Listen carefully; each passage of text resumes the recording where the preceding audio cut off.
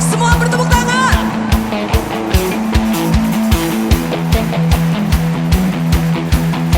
Hey!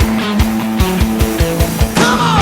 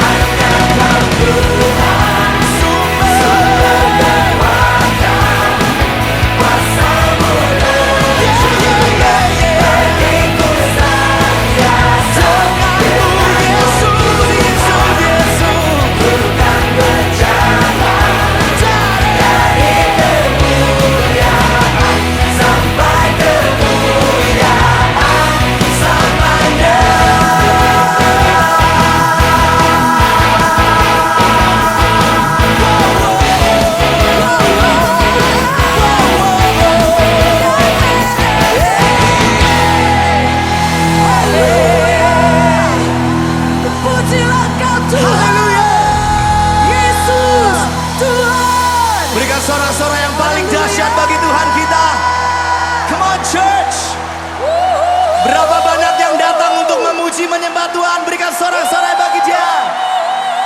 Come on, lebih dahsyat lagi.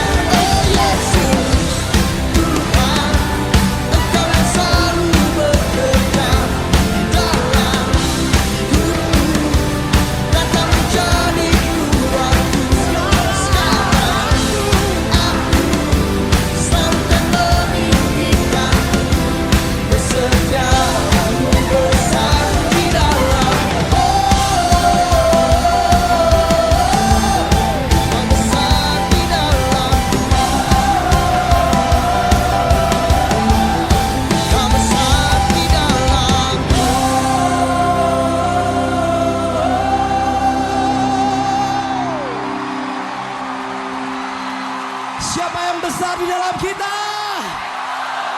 Amen.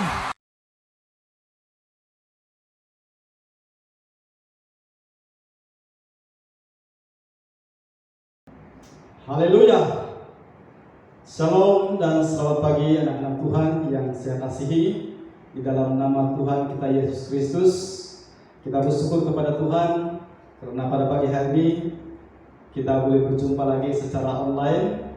Haleluya. Dan saudara, saya sangat bersyukur kepada Tuhan karena Tuhan yang kita sembah itu adalah Tuhan yang luar biasa. Amin. Tuhan yang ajaib. Haleluya. Nah saudara, pada minggu ini dan bulan ini saudara, kita akan belajar tema khotbah yang baru. Oke, kalau minggu lepas atau bulan yang lepas kita telah belajar tentang pemulihan iman, dan pada bulan ini saudara kita akan berbicara tema khotbah sepanjang bulan Juni ini saudara, yaitu berbicara tentang breakthrough by fire of Holy Spirit atau terobosan oleh api Roh Kudus. Saya berdoa tema ini adalah tema yang Tuhan sampaikan, yang Tuhan ingin berikan atau bicarakan kepada setiap kita, supaya kita sebagai umatnya, kita sebagai jemaatnya, kita akan mengalami yang namanya terobosan demi terobosan terjadi di dalam kehidupan kita. Saya berdoa dan saya yakin dan percaya Tuhan akan melakukan terobosan yang luar biasa, yang dahsyat dalam setiap kehidupan kita, dalam setiap area kehidupan kita. Saya berdoa kehidupan pribadi kita, kehidupan keluarga kita, kehidupan di dalam pekerjaan kita, di dalam ekonomi kita, apa saja dalam pelayanan kita. Saya berdoa saudara, tahun ini dan sepanjang bulan ini, ketika kita mendengar khotbah atau firman Tuhan ini, kita akan mengalami bukan saja pemulihan iman, tetapi kita akan mengalami breakthrough atau terobosan, sehingga level iman kita itu bukan hanya mengalami pemulihan, tetapi kita akan mengalami iman yang penuh dengan kuasa. Haleluya, amin. Yang percaya katakan amin. Haleluya. Nah saudara, untuk khotbah seri yang pertama, saya akan berbicara tentang iman yang diubahkan oleh api Roh Kudus, atau iman yang mengalami terobosan oleh api Roh Kudus. Oke. Jadi saudara, kita akan belajar dan saya akan terus memperkatakan tentang iman saudara, karena saya percaya di dalam kehidupan kita sebagai orang percaya yang sangat penting dan dasar yang sangat penting itu adalah iman. Haleluya, amin. Kalau kita ingin mengalami yang namanya doa dijawab, kalau kita mau saudara ada mukjizat terjadi dalam kehidupan kita, ada tanda-tanda ajaib yang terjadi dalam kehidupan kita, perkara-perkara yang tidak masuk akal terjadi dalam kehidupan kita, maka saudara saya katakan hari ini itu semua dimulai daripada iman. Haleluya, amin. Katakan sebelah kanan, itu dimulai daripada imanmu. Haleluya. Saudara, bagaimana imanmu dibangun di atas dasar yang benar dan kuat, maka saudara, imanmu itulah yang akan menghasilkan kuasa. Imanmu itulah yang akan menarik Tuhan, haleluya, hati Tuhan untuk mengerjakan segala sesuatu yang kita minta dan kita harapkan. Sebab itu saudara, iman itu adalah dasar dari segala sesuatu yang kita harapkan. Amin. Segala sesuatu yang kita harapkan saudara, itu dimulai yang namanya iman. Haleluya, amin. Jadi saudara, hari ini kita akan bicara tentang iman yang diubahkan atau iman yang mengalami terobosan yang dilakukan oleh api Roh Kudus. Haleluya, amin. Kita akan baca firman Tuhan di dalam Kisah Para Rasul pasal yang pertama ayat 5 dan juga ayat yang ke-8. Nah saudara, sebelum itu minggu yang lepas kita belajar tentang peristiwa pencurahan Roh Kudus pada waktu ataupun pada masa perayaan Pentakosta di Yerusalem, saudara. Dan itu merupakan satu titik yang bersejarah, titik yang paling penting di dalam gereja, karena disitulah mulainya dibangun gereja yang mengulang-ulang. Kita tahu ketika Petrus dan murid-muridnya yang lain, teman-teman yang lain menerima yang namanya pencurahan Roh Kudus, mereka mengalami breakthrough. Mereka mengalami yang namanya iman yang diubah oleh api Roh Kudus, sehingga pada waktu dia berkhotbah 3.000 jiwa diselamatkan. Maka saudara, sejak dari itulah maka gereja yang mula-mula itu muncul di Yerusalem. Tetapi saudara, peristiwa yang sangat penting daripada pencurahan Roh Kudus ini adalah iman. Mereka mengalami yang namanya terobosan ataupun breakthrough. Lebih kurang 120 murid Yesus yang menerima Roh Kudus, yang dipenuhi Roh Kudus, mereka mengalami yang namanya breakthrough. Hidup mereka diubah secara total. Kalau dulunya saudara mereka adalah orang yang penakut, mereka menjadi orang yang berani. Kalau dulunya mereka itu sudah putus pengharapan, maka mereka diberikan pengharapan yang lebih hebat, sehingga saudara mereka menjadi orang-orang yang luar biasa. Mereka menjadi orang-orang yang tidak pernah goyah imannya, saudara. Haleluya. Kalau dulunya saudara mereka ragu-ragu, tetapi saudara ketika mereka dibaptis yang namanya Roh Kudus, mereka langsung tidak ragu-ragu lagi tentang Yesus. Malah saudara dengan berani mereka memberitakan nama Yesus, walaupun dihalang, walaupun mereka diugus supaya jangan beritakan nama Yesus, tetapi saudara mereka tidak takut sedikit pun. Haleluya. Maka saudara, saya rindu pada pagi hari juga kita akan mengalami yang namanya breakthrough, dan itu dimulai daripada hidup kita. Iman kita itu harus mengalami yang namanya breakthrough ataupun terobosan. Saya berdoa kita jemaat-jemaat anak-anak Tuhan di Grace Batowo, kita akan mengalami yang namanya breakthrough. Iman yang levelnya itu lebih tinggi lagi. Haleluya, amin. Haleluya. Nah saudara, kita akan lihat Kisah Para Rasul pasal yang pertama ayat 5 dan juga ayat yang ke-8. Sebab Yohanes membaptis dengan air, tetapi tidak lama lagi kamu akan dibaptis dengan Roh Kudus. Jadi kita lompat di dalam ayat yang ke-8. Tetapi kamu akan menerima kuasa kalau Roh Kudus turun ke atas kamu, dan kamu akan menjadi saksiku di Yerusalem dan di seluruh Yudea dan Samaria dan sampai ke ujung bumi. Haleluya. Nah saudara-saudara yang saya kasih Tuhan, saya akan berikan sedikit penerangan saudara. Kenapa mereka perlu dibaptis yang namanya api Roh Kudus?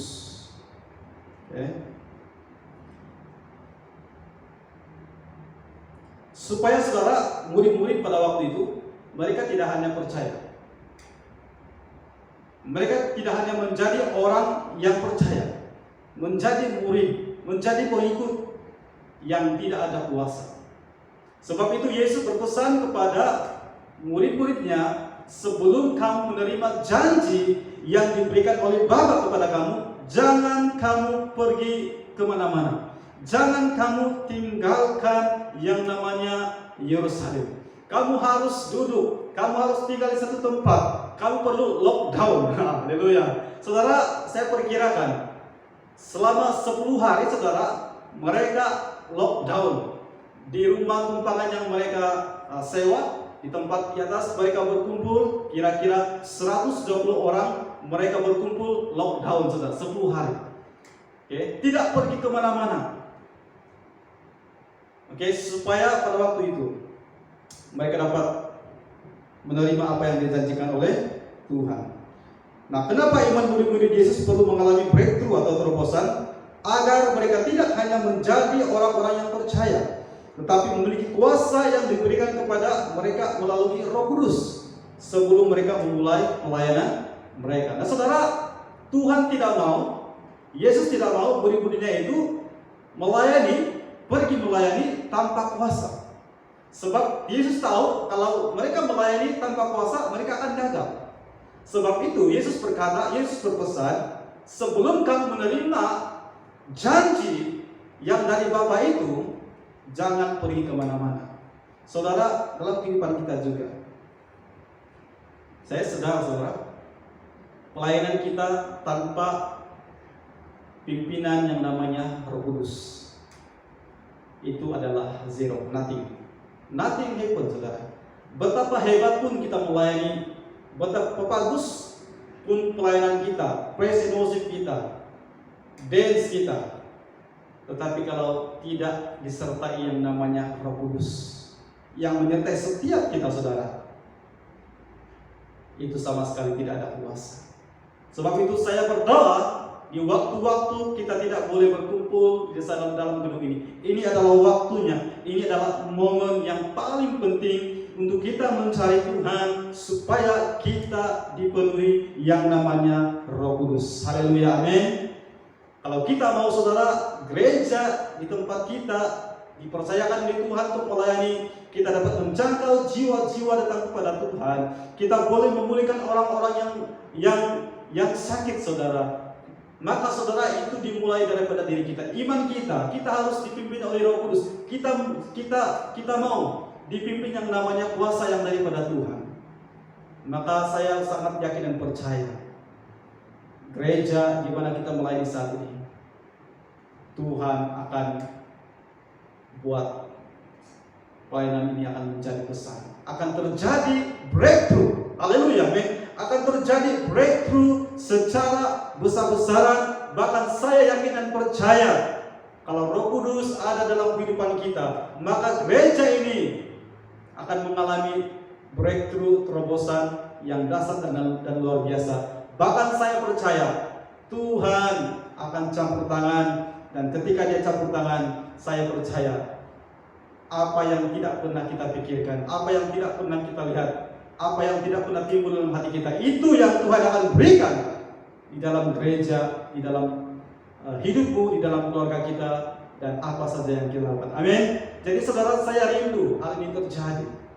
Dan ini hanya boleh terjadi ketika saudara kita mau yang namanya dipimpin, yang namanya Roh Kudus, api Roh Kudus memenuhi setiap hati kita saudara. Saya berdoa mulai saat ini ketika kita mendengar firman Tuhan ini, kita mau dan kita buka hati kita supaya Roh Kudus datang dan memenuhi dan menguasai, sehingga kita melayani Tuhan itu bukan lagi dengan kekuatan kita, tetapi kekuatan yang daripada Roh Kudus. Haleluya, amin.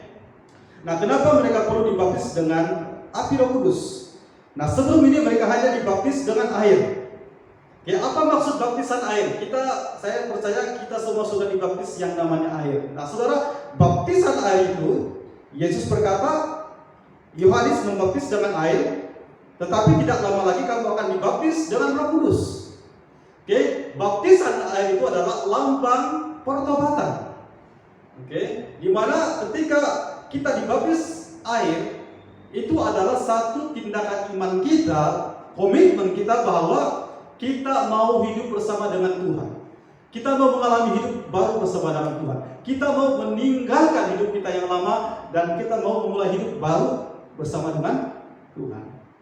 Tapi saudara, kalau hanya iman kita itu sebatas baptisan air, maka saudara kita akan menjadi orang percaya yang tidak ada kuasa.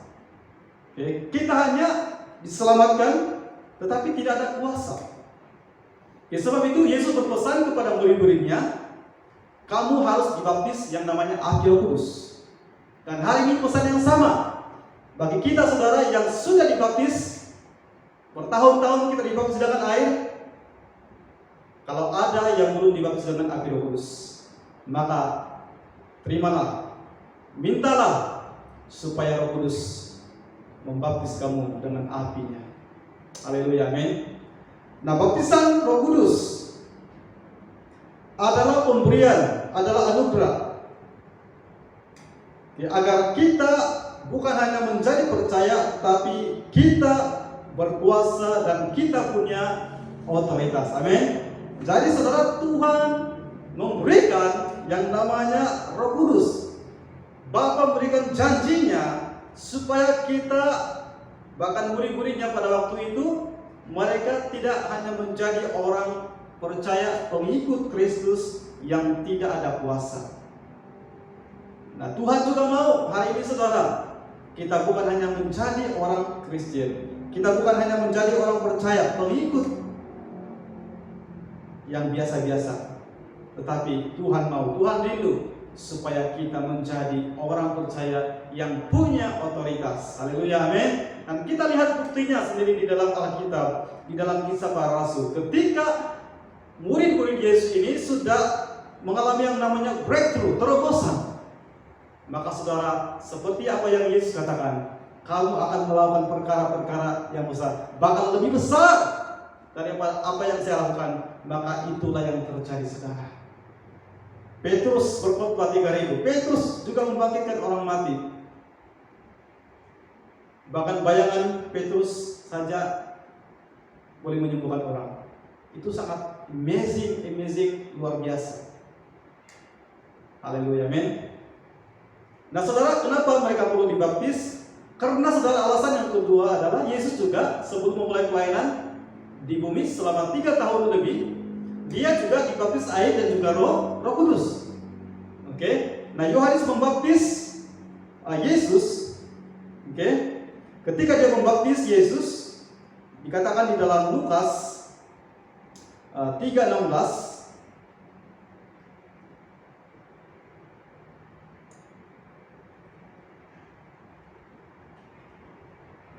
Lukas 3:21 ya 22.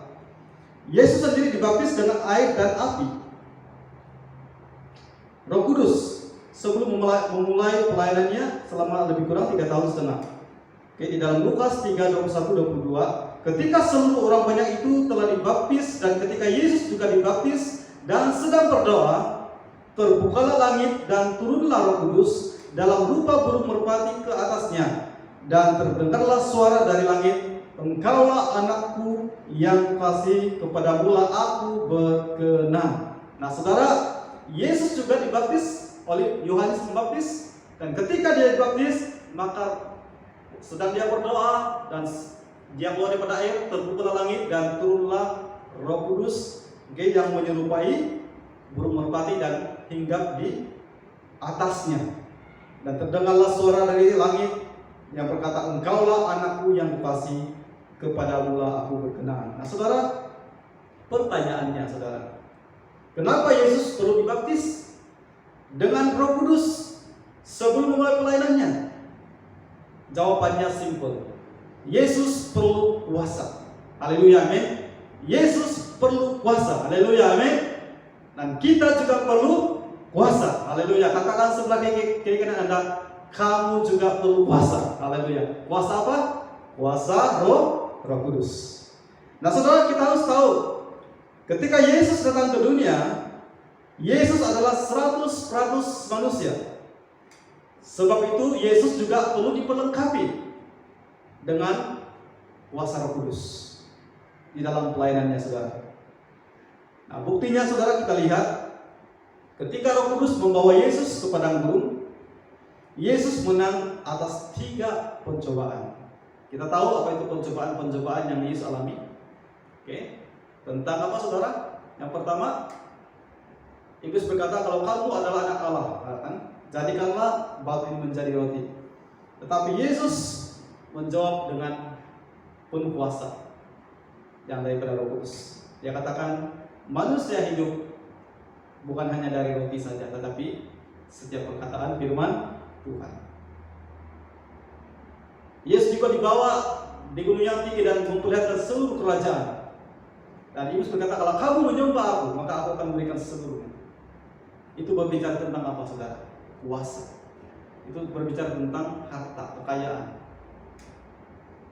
Oke.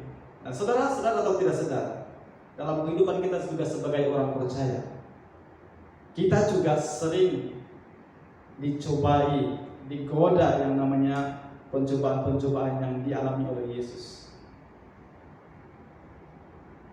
Banyak orang percaya khawatir tentang apa yang harus mereka makan, apa yang harus mereka minum, bagaimana hidup mereka. Apalagi sekarang saudara, keadaan ekonomi yang tidak menentu. Banyak kilang-kilang yang mulai merosot. Bahkan saya dengar daripada Sisnova, kilang mereka sendiri sudah ada 50 senarai orang yang diberhentikan, yang dibuang kerja karena ekonomi yang tidak baik.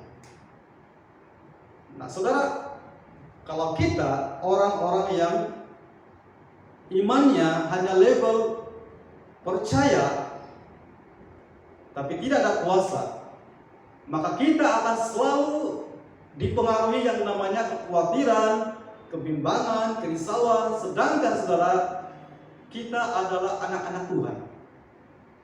Kalau kita sadar bahwa kita ada kuasa, percayalah saudara, Bapa kita yang di surga itu adalah Bapa yang baik, adalah Bapa yang penuh kasih. Dia tidak akan pernah membiarkan anaknya itu menjadi peminta-minta. Tuhan pasti akan memberkati ketika kita sungguh-sungguh taat, ketika kita sungguh-sungguh mau dipimpin yang namanya Roh Kudus. Ketika kita taat segala perintah dan firman Tuhan.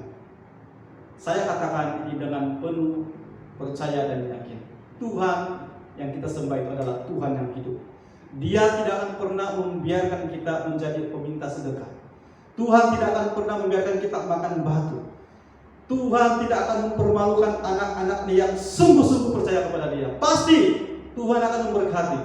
Sebab itu saudara-saudara yang saya kasih dalam Tuhan, pada hari ini kalau kamu mulai khawatir, kamu mulai bimbang, saya katakan tidak perlu bimbang, percayalah kepada Tuhan, sungguh-sungguh.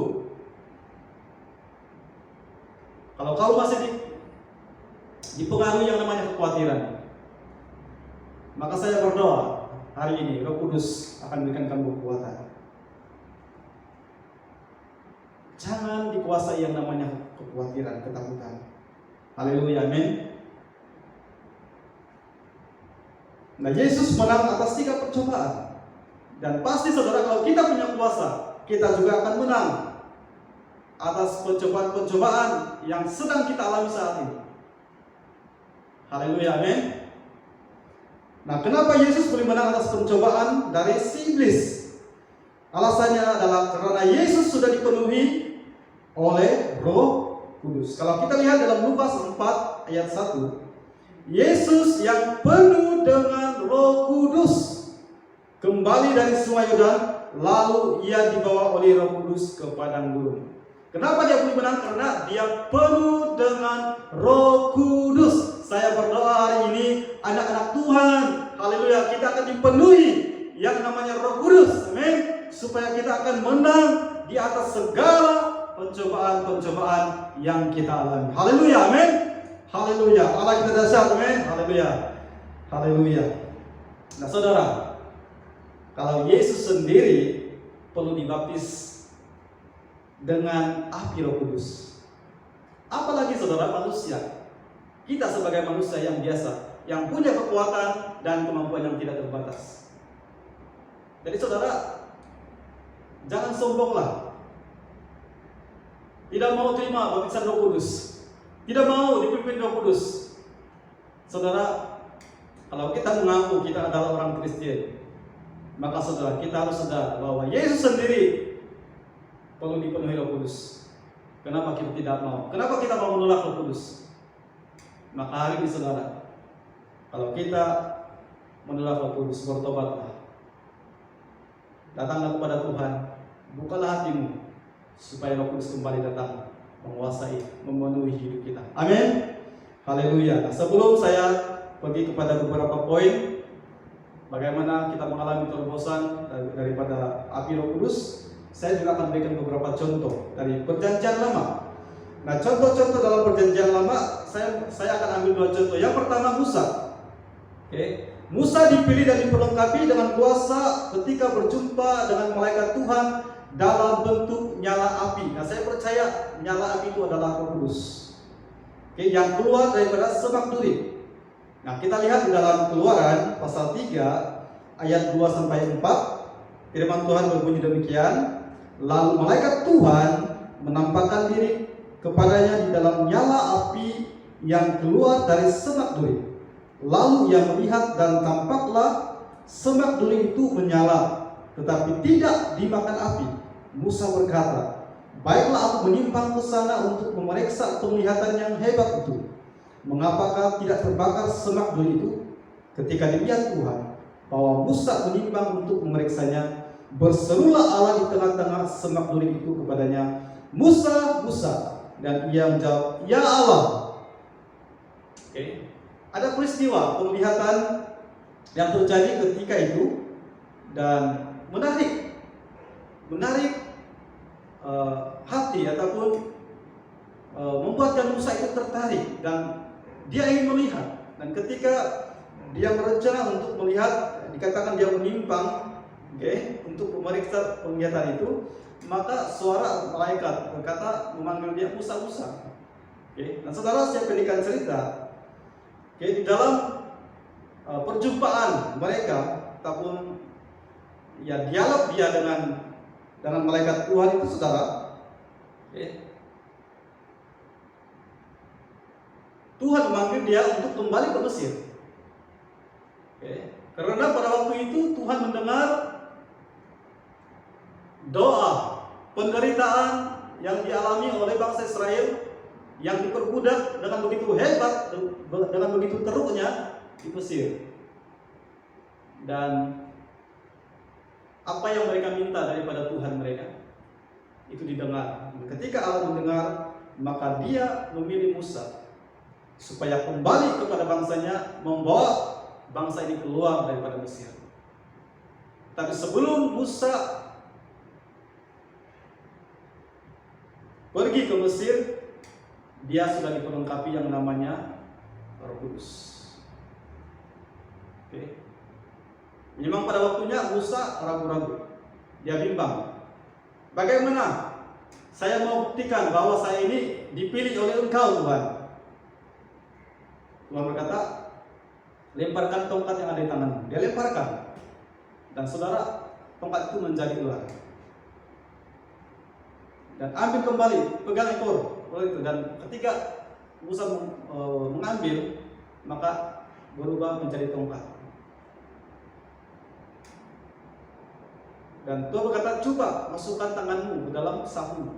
Ketika Musa mengeluarkan, ada kusta, penyakit kusta. Ketika Tuhan berkata masukkan kembali, dia masukkan dan disembuh. Dan Allah berkata, melalui tongkatmu itu saya akan melakukan perkara-perkara yang hebat dan dasar mukjizat-mukjizat saya akan kerjakan melalui apa yang kau pegang itu, tongkat itu. Malah mulai daripada saat itu, saudara, tongkat itu, saudara, adalah tongkat Allah. Itulah tongkat yang dipakai oleh Musa melakukan banyak perkara-perkara mukjizat untuk membawa bangsa Israel keluar daripada perbudakan Mesir. Ada keraguan. Musa berkata, saya tidak pandai bicara. Tapi Tuhan berkata, siapa yang menciptakan manusia? Saya kan? Saya akan menyertai kamu. Walaupun pada akhirnya Musa berkata, saya tidak pandai bicara. Akhirnya Tuhan bilang, kamu ada abang, ada kakak Harun. Saya akan menggunakan kamu. Saya akan sampaikan pesan kepada kamu dan kamu sampaikan kepada Harun, dan biarlah Harun yang mengatakan kepada Firaun dan juga bangsa Israel. Nah, saudara, contoh yang kedua, Simson. Kita kenal siapa itu Simson, kan? Simson itu adalah orang yang gagah perkasa, yang kuat. Kekuatannya itu luar biasa. Saudara, kisah Simson kalau kita melihat, kita boleh baca di dalam pasal Hakim-Hakim pasal 13 sampai 16. Itu adalah cerita yang cukup luar biasa. Nah, kisah Simson sejak lahir sampai mati, dia membunuh orang-orang Filistin dan membebaskan bangsanya yang diperbudak atau dianiaya oleh bangsa Filistin. Karena sejak lahir Simson sudah dipimpin oleh Roh Tuhan, yaitu Roh Kudus. Kalau kita melihat Di dalam Hakim-Hakim 13, 24 sampai 25, lalu perempuan itu melahirkan seorang anak laki-laki dan memberi nama Simson padanya. Anak itu menjadi besar dan Tuhan memberkati dia. Mulailah hatinya digerakkan oleh Roh Tuhan ataupun Roh Kudus di Mahani dan yang terletak di antara Zora dan Estaol. Jadi sejak Simson lahir, dia sudah hatinya digerakkan yang namanya Roh Tuhan ataupun Roh Kudus, sehingga saudara dia dapat mengalahkan, membunuh banyak orang-orang Filistin sewaktu dia hidup selama 20 tahun. Jadi saudara, rahasia kekuatan Simson itu saudara terletak di mana saudara? Rambutnya kan tidak pernah dicukur. Oke. Dan saudara, rahasianya itu adalah karena Roh Tuhan.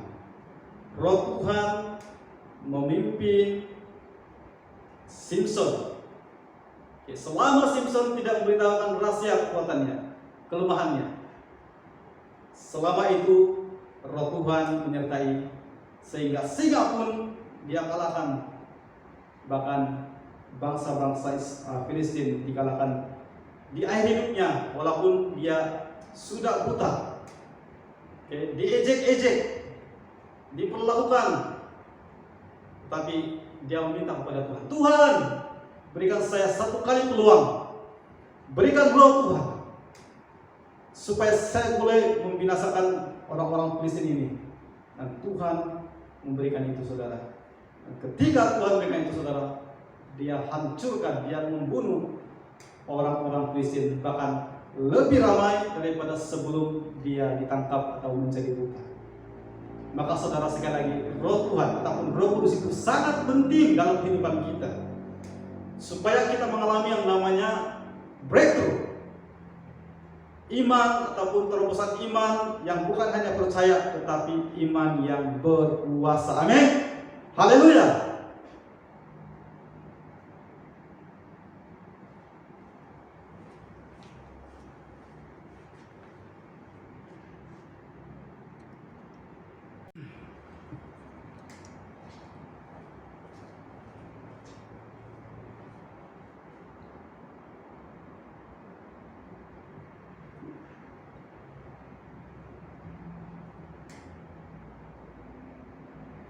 Haleluya. Shalom dan selamat pagi anak-anak Tuhan yang saya kasihi. Di dalam nama Tuhan kita Yesus Kristus, kita bersyukur kepada Tuhan karena pada pagi hari ini kita boleh berjumpa lagi secara online. Haleluya. Dan saudara, saya sangat bersyukur kepada Tuhan karena Tuhan yang kita sembah itu adalah Tuhan yang luar biasa. Amin. Tuhan yang ajaib. Haleluya. Nah saudara, pada minggu ini dan bulan ini saudara, kita akan belajar tema khotbah yang baru. Oke, kalau minggu lepas atau bulan yang lepas kita telah belajar tentang pemulihan iman, dan pada bulan ini saudara kita akan berbicara tema khotbah sepanjang bulan Juni ini saudara, yaitu berbicara tentang breakthrough. Breakthrough by fire of Holy Spirit atau terobosan oleh api Roh Kudus. Saya berdoa tema ini adalah tema yang Tuhan sampaikan, yang Tuhan ingin berikan atau bicarakan kepada setiap kita, supaya kita sebagai umatnya, kita sebagai jemaatnya, kita akan mengalami yang namanya terobosan demi terobosan terjadi di dalam kehidupan kita. Saya berdoa dan saya yakin dan percaya Tuhan akan melakukan terobosan yang luar biasa, yang dahsyat dalam setiap kehidupan kita, dalam setiap area kehidupan kita. Saya berdoa kehidupan pribadi kita, kehidupan keluarga kita, kehidupan di dalam pekerjaan kita, di dalam ekonomi kita, apa saja dalam pelayanan kita. Saya berdoa saudara, tahun ini dan sepanjang bulan ini, ketika kita mendengar khotbah atau firman Tuhan ini, kita akan mengalami bukan saja pemulihan iman, tetapi kita akan mengalami breakthrough atau terobosan, sehingga level iman kita itu bukan hanya mengalami pemulihan, tetapi kita akan mengalami iman yang penuh dengan kuasa. Haleluya, amin. Yang percaya katakan amin. Haleluya. Nah saudara, untuk khotbah siri yang pertama, saya akan berbicara tentang iman yang diubahkan oleh api Roh Kudus, atau iman yang mengalami terobosan oleh api Roh Kudus. Oke? Jadi saudara, kita akan belajar dan saya akan terus memperkatakan tentang iman saudara, karena saya percaya di dalam kehidupan kita sebagai orang percaya yang sangat penting dan dasar yang sangat penting itu adalah iman.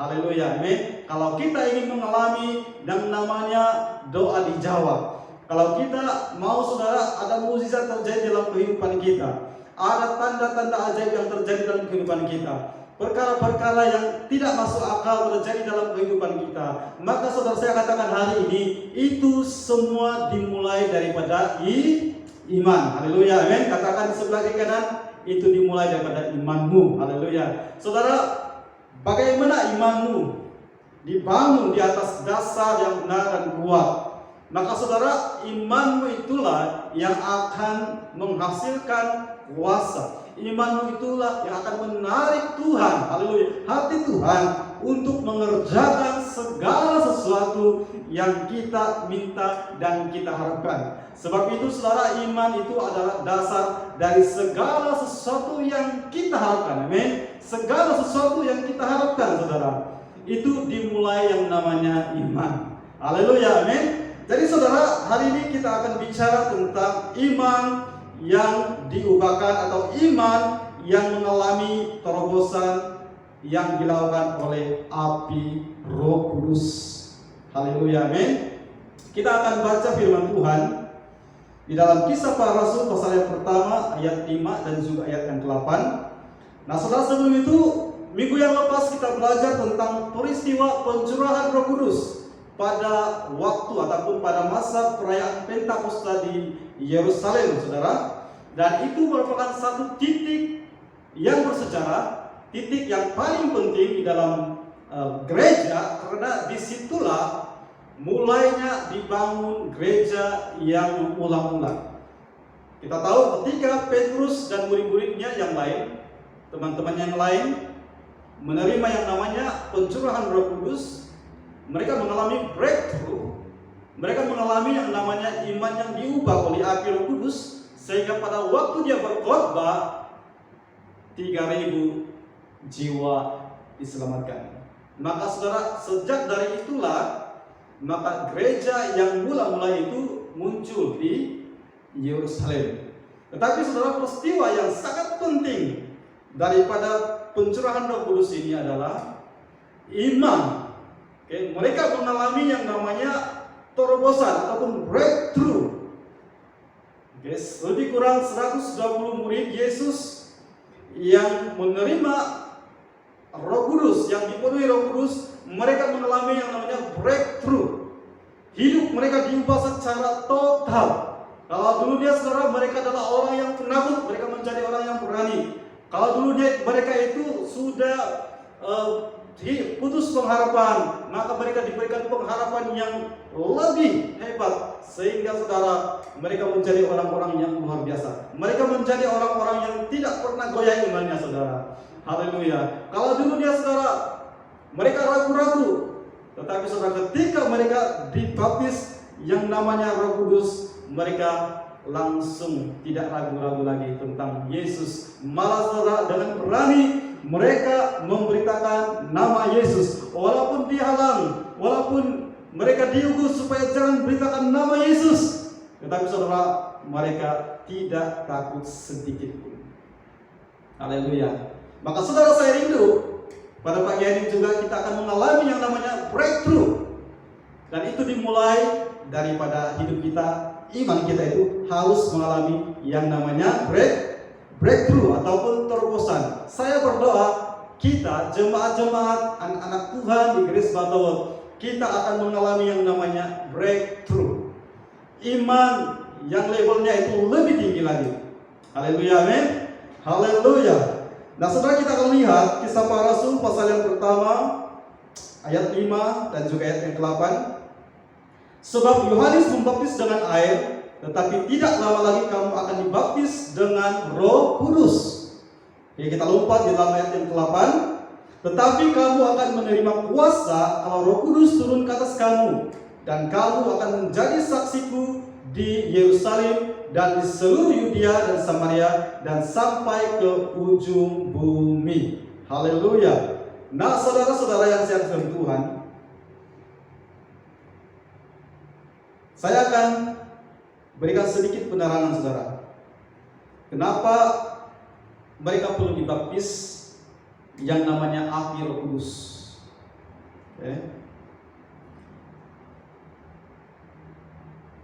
Supaya saudara, murid-murid pada waktu itu, mereka tidak hanya percaya, mereka tidak hanya menjadi orang yang percaya, menjadi murid, menjadi pengikut yang tidak ada kuasa. Sebab itu Yesus berpesan kepada murid-muridnya, sebelum kamu menerima janji yang diberikan oleh Bapa kepada kamu, jangan kamu pergi kemana-mana. Jangan kamu tinggalkan yang namanya Yerusalem. Kamu harus duduk, kamu harus tinggal di satu tempat. Kamu perlu lockdown. Haleluya. Saudara, saya perkirakan selama 10 hari saudara, mereka lockdown di rumah tumpangan yang mereka sewa. Di tempat di atas mereka berkumpul, kira-kira 120 orang. Mereka berkumpul lockdown saudara 10 hari. Tidak pergi kemana-mana. Supaya pada waktu itu mereka dapat menerima apa yang dijanjikan oleh Tuhan. Nah, kenapa iman murid-murid Yesus perlu mengalami breakthrough atau terobosan? Agar mereka tidak hanya menjadi orang-orang yang percaya, tetapi memiliki kuasa yang diberikan kepada mereka melalui Roh Kudus sebelum mereka memulai pelayanan mereka. Nah, saudara, Tuhan tidak mau, Yesus tidak mau murid-muridnya itu pergi melayani tanpa kuasa. Sebab Yesus tahu kalau mereka melayani tanpa kuasa, mereka akan gagal. Sebab itu Yesus berpesan, sebelum kamu menerima janji yang dari Bapa itu, jangan pergi kemana-mana. Saudara, dalam kehidupan kita juga, saya sadar saudara, pelayanan kita tanpa pimpinan yang namanya Roh Kudus itu adalah zero, nothing happen saudara. Betapa hebat pun kita melayani, betapa bagus pun pelayanan kita, praise and worship kita, dance kita, tetapi kalau tidak disertai yang namanya Roh Kudus yang menyertai setiap kita saudara, itu sama sekali tidak ada kuasa. Sebab itu saya berdoa, di waktu-waktu kita tidak boleh berkumpul di dalam gedung ini. Ini adalah waktunya. Ini adalah momen yang paling penting untuk kita mencari Tuhan supaya kita dipenuhi yang namanya Roh Kudus. Haleluya, amin. Kalau kita mau saudara, gereja di tempat kita dipercayakan oleh Tuhan untuk melayani, kita dapat menjangkau jiwa-jiwa datang kepada Tuhan.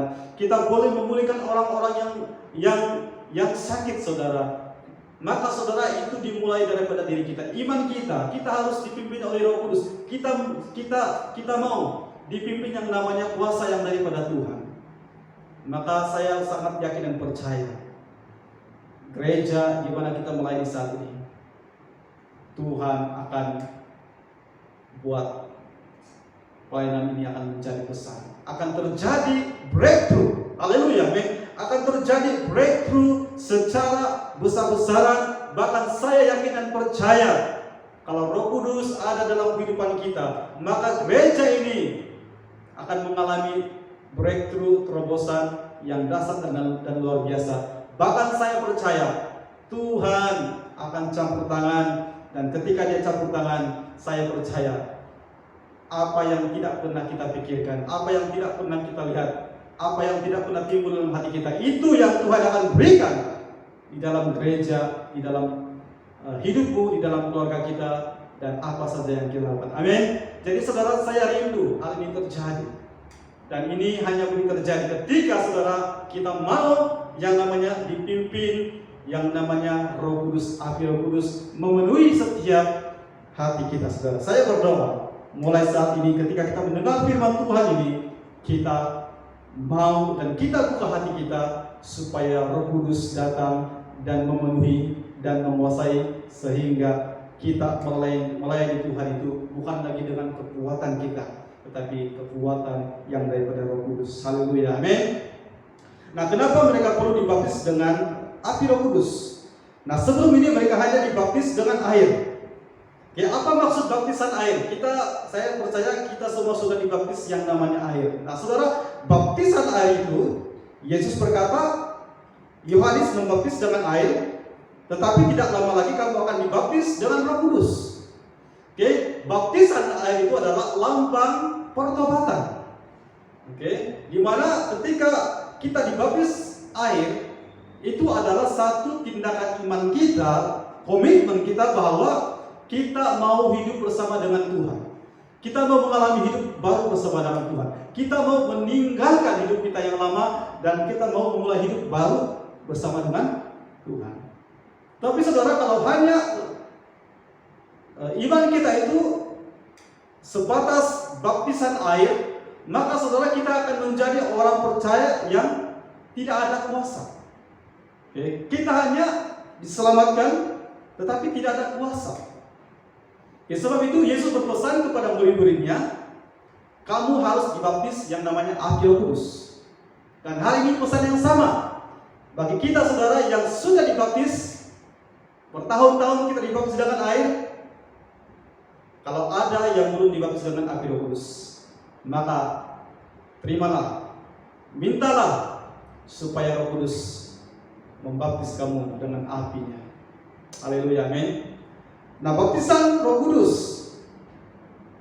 adalah pemberian, adalah anugerah,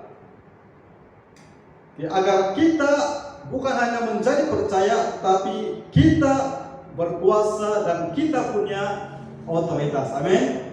Jadi saudara, Tuhan memberikan yang namanya Roh Kudus.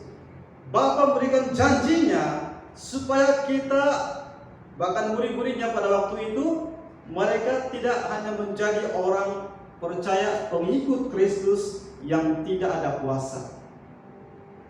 Nah, Tuhan juga mau hari ini saudara, kita bukan hanya menjadi orang Kristen, kita bukan hanya menjadi orang percaya pengikut yang biasa-biasa, tetapi Tuhan mau, Tuhan rindu supaya kita menjadi orang percaya yang punya otoritas. Haleluya, amin. Dan kita lihat buktinya sendiri di dalam Alkitab, di dalam Kisah Para Rasul. Ketika murid-murid Yesus ini sudah mengalami yang namanya breakthrough, terobosan, maka saudara, seperti apa yang Yesus katakan, kamu akan melakukan perkara-perkara yang besar, bahkan lebih besar dari apa yang saya lakukan. Maka itulah yang terjadi saudara. Petrus berkhotbah 3.000. Petrus juga membangkitkan orang mati. Bahkan bayangan Petrus saja boleh menyembuhkan orang. Itu sangat amazing, luar biasa. Haleluya, amin. Nah saudara, kenapa mereka perlu dibaptis? Karena saudara, alasan yang kedua adalah Yesus juga sebelum memulai pelayanan di bumi selama 3 tahun lebih, dia juga dibaptis air dan juga Roh Kudus. Oke.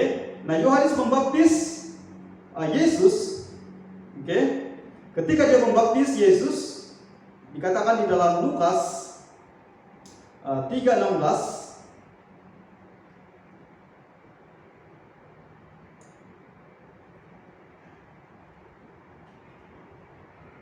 Lukas 3:21 ya 22, Yesus sendiri dibaptis dengan air dan api, Roh Kudus, sebelum memulai pelayanannya selama lebih kurang 3 tahun setengah. Oke, di dalam Lukas 3:21-22, ketika seluruh orang banyak itu telah dibaptis dan ketika Yesus juga dibaptis dan sedang berdoa, terbukalah langit dan turunlah Roh Kudus dalam rupa burung merpati ke atasnya. Dan terdengarlah suara dari langit, Engkaulah anakku yang kukasihi, kepadamulah aku berkenan. Nah saudara, Yesus juga dibaptis oleh Yohanes Pembaptis. Dan ketika dia dibaptis, maka sedang dia berdoa dan dia keluar daripada air, terbukalah langit dan turunlah Roh Kudus yang menyerupai burung merpati dan hinggap di atasnya. Dan terdengarlah suara dari langit yang berkata, Engkaulah anakku yang kukasihi, kepadamulah aku berkenan. Nah saudara, pertanyaannya saudara, kenapa Yesus perlu dibaptis dengan Roh Kudus sebelum memulai pelayanannya? Jawabannya simpel. Yesus perlu kuasa. Haleluya, amin. Yesus perlu kuasa. Haleluya, amin. Dan kita juga perlu kuasa. Haleluya. Katakan sebelah kiri kanan Anda, kamu juga perlu kuasa. Haleluya. Kuasa apa? Kuasa Roh Kudus. Nah saudara, kita harus tahu, ketika Yesus datang ke dunia, Yesus adalah 100% manusia. Sebab itu Yesus juga perlu diperlengkapi dengan kuasa Roh Kudus di dalam pelayanannya saudara. Nah buktinya saudara, kita lihat ketika Roh Kudus membawa Yesus ke padang gurun, Yesus menang atas 3 pencobaan. Kita tahu apa itu pencobaan yang Yesus alami. Oke. Tentang apa saudara? Yang pertama, Iblis berkata, kalau kamu adalah anak Allah, kan? Jadikanlah batu ini menjadi roti. Tetapi Yesus menjawab dengan penuh kuasa yang daripada Roh Kudus. Dia katakan, manusia hidup bukan hanya dari roti saja, tetapi setiap perkataan firman Tuhan. Yesus juga dibawa di gunung yang tinggi dan memperlihatkan seluruh kerajaan. Dan Iblis berkata, kalau kamu menyembah aku, maka aku akan memberikan seluruhnya. Itu berbicara tentang apa saudara? Kuasa. Itu berbicara tentang harta, kekayaan. Dan saudara, sadar atau tidak sadar, dalam kehidupan kita juga sebagai orang percaya, kita juga sering dicobai, digoda yang namanya pencobaan-pencobaan yang dialami oleh Yesus. Banyak orang percaya khawatir tentang apa yang harus mereka makan, apa yang harus mereka minum, bagaimana hidup mereka. Apalagi sekarang saudara, keadaan ekonomi yang tidak menentu. Banyak kilang-kilang yang mulai merosot. Bahkan saya dengar daripada Sisnova, kilang mereka sendiri sudah ada 50 senarai orang yang diberhentikan, yang dibuang kerja karena ekonomi yang tidak baik. Nah saudara, kalau kita orang-orang yang imannya hanya level percaya tapi tidak ada kuasa, maka kita akan selalu dipengaruhi yang namanya kekhawatiran, kebimbangan, kerisauan. Sedangkan saudara, kita adalah anak-anak Tuhan. Kalau kita sadar bahwa kita ada kuasa, percayalah saudara, Bapa kita yang di surga itu adalah Bapa yang baik, adalah Bapa yang penuh kasih. Dia tidak akan pernah membiarkan anaknya itu menjadi peminta-minta.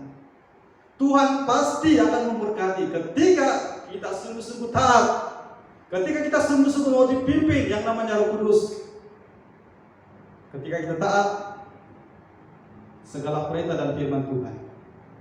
Saya katakan ini dengan penuh percaya dan yakin. Tuhan yang kita sembah itu adalah Tuhan yang hidup. Dia tidak akan pernah membiarkan kita menjadi peminta sedekah. Tuhan tidak akan pernah membiarkan kita makan batu.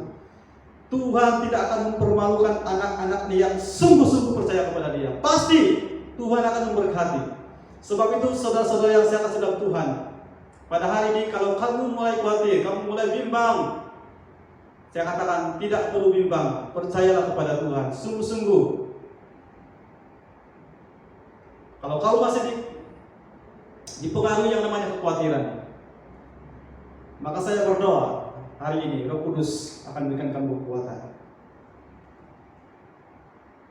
Jangan dikuasai yang namanya kekhawatiran, ketakutan.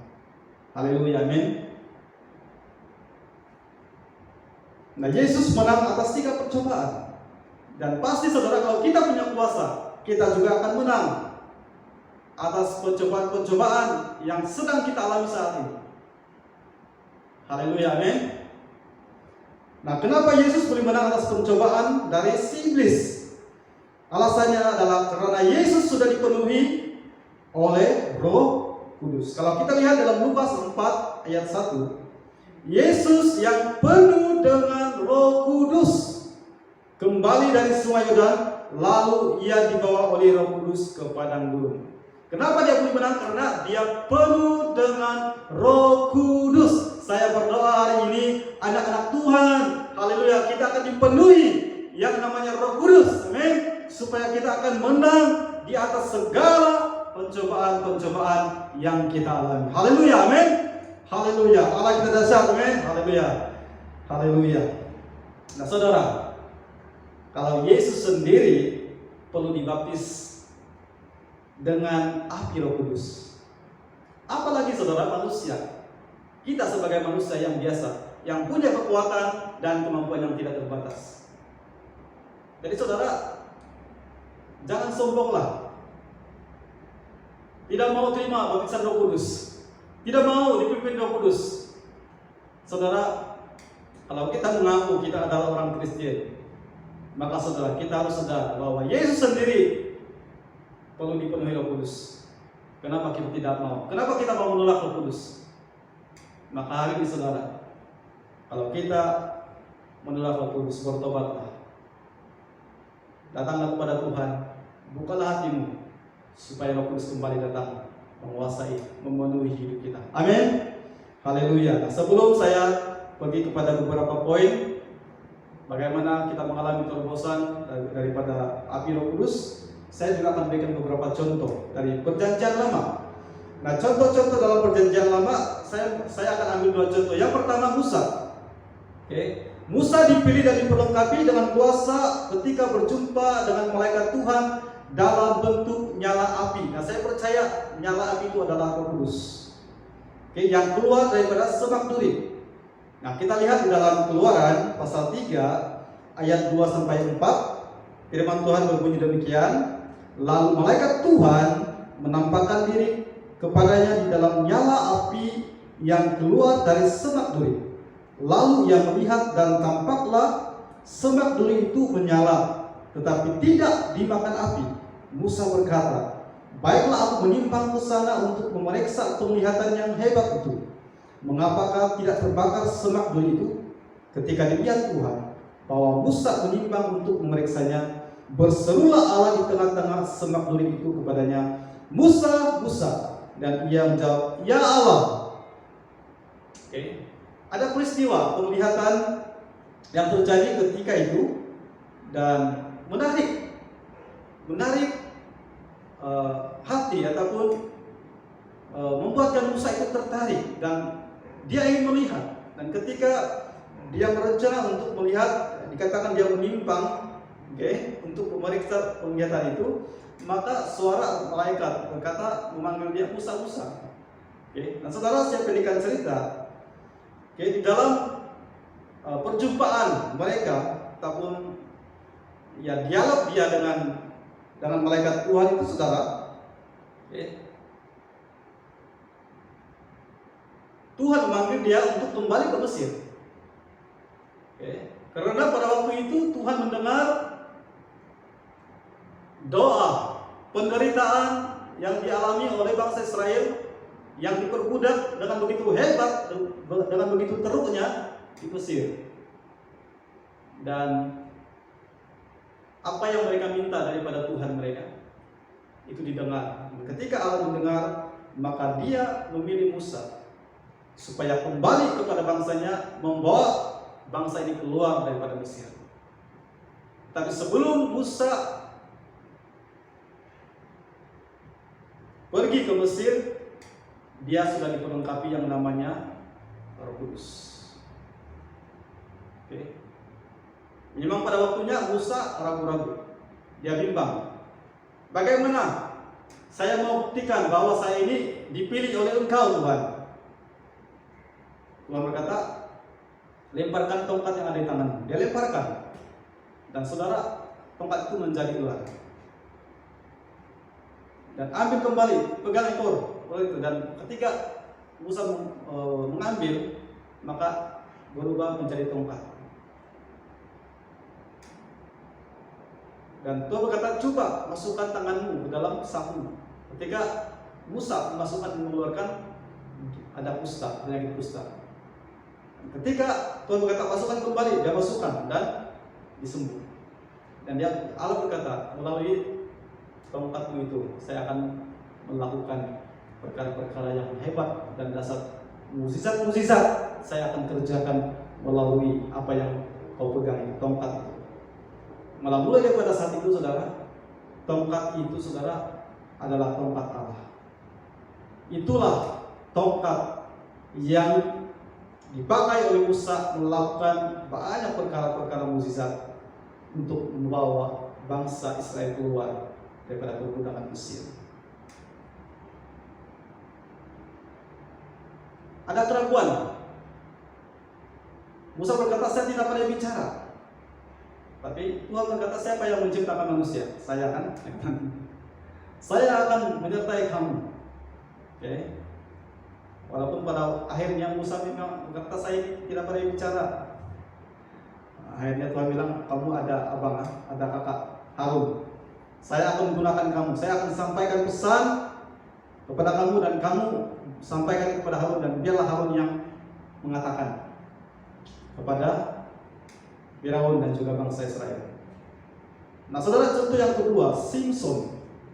Oke, kita kenal siapa itu Simson kan? Simson itu adalah orang yang gagah perkasa, yang kuat, kekuatannya itu luar biasa.